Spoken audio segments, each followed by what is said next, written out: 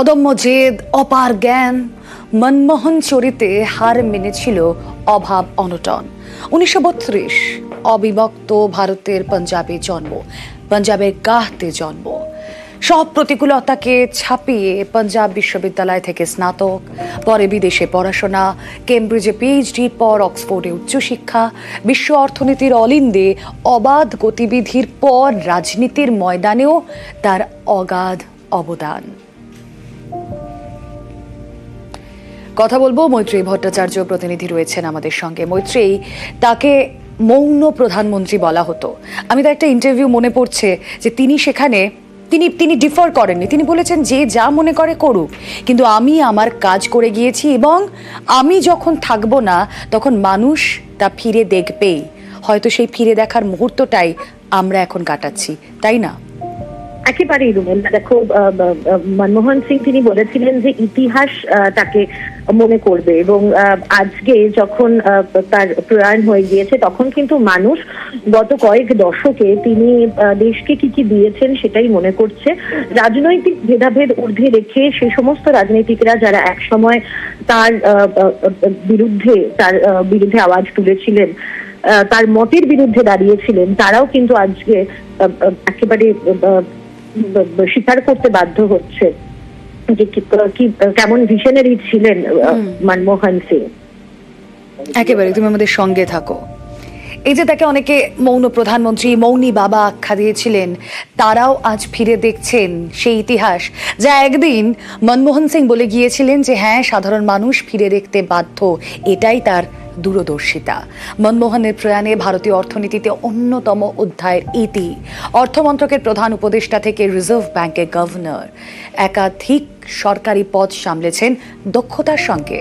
1991 থেকে 1996 নরসিমহা রাওয়ের জমানায় অর্থমন্ত্রীর দায়িত্বে সেই বহু চর্চিত, বহু বিতর্কিত সন্ধিক্ষণের সূচনা। দেশে উদার অর্থনীতির জনক তিনি। মনমোহনের হাত ধরে ভারতে উদার অর্থনীতির আত্মপ্রকাশ। 2008 বিশ্বজোড়া মন্দার সময় খুব বড় প্রভাব পড়েনি দেশের বাজারে।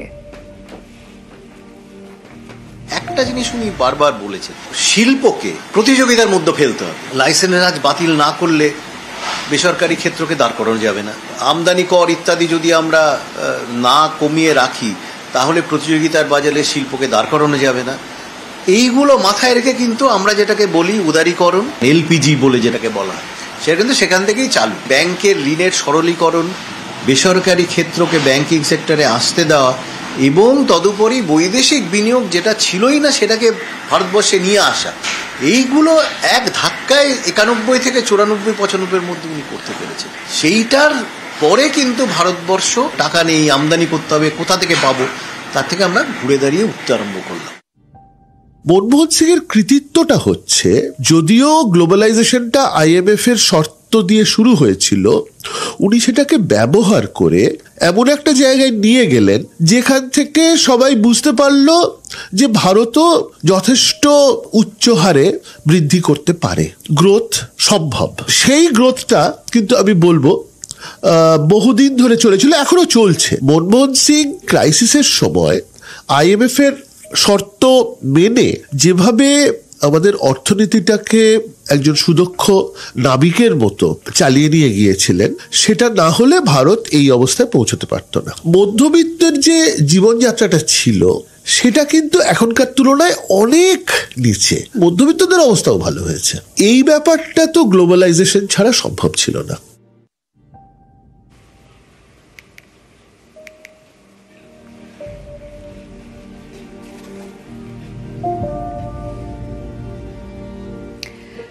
দেরাদুনে থাকেন মনমোহন সিং এর ভাই। দাদা মনমোহনের স্মৃতিচারণা ভাইয়ের মুখে। बचपन से ही लेके आज तक वो हमारे यहाँ उनका आना जाना था, बहुत प्यार था और बहुत आशीर्वाद देते थे, और मेन वो पढ़ाई पे जोर देते थे। हर एक बच्चे को, हमको भी, सबको कहते थे कि पढ़ाई लिखाई करो। उनके जीवन में कोई दिखावट वाला कोई काम नहीं था। देहरादून आते जाते रहते थे, लेकिन वो बताते कम थे, आते थे और वो मिल के चले जाते थे। कभी डोई वाला आ जाते थे, कभी यहाँ, कभी भाई साहब के हम ही आ जाते थे, तो बस आना जाना लगा ही रहता था। देहरादून से उनका बहुत प्यार था। দক্ষিণ কলকাতার টালিগঞ্জ এলাকায় এক আবাসনে থাকেন সদ্য প্রয়াত প্রাক্তন প্রধানমন্ত্রীর বড় বোন গোবিন্দ কর। সঙ্গে থাকেন তার ছেলে বৌমা। ভাইয়ের মৃত্যুতে যেমন বারবার কান্নায় ভেঙে পড়ছেন তিনি। দেশের প্রাক্তন প্রধানমন্ত্রী শুধু নয়, পরিবারের ফাদার ফিগার মামাজি মনমোহন সিং এর মৃত্যুতে শোকে কাতর ভাগ্নে গুরদীপ সিং এবং তার স্ত্রীও। শারীরিক অসুস্থতার কারণে বোন গোবিন্দ করের দিল্লি যাওয়া হবে কিনা তা নিয়ে সন্দেহ আছে, তবে তারা চেষ্টা করছেন, এমনটাই জানালেন তার ছেলে গুরদীপ। তবে তিনি আজ বিকেলের মধ্যেই দিল্লি পৌঁছবার চেষ্টা করবেন বলেও জানিয়েছেন, কারণ আপনারা জানেন আগামীকালই শেষকৃত্য পূর্ণ রাষ্ট্রীয় মর্যাদায় সম্পন্ন হবে প্রয়াত প্রাক্তন প্রধানমন্ত্রীর।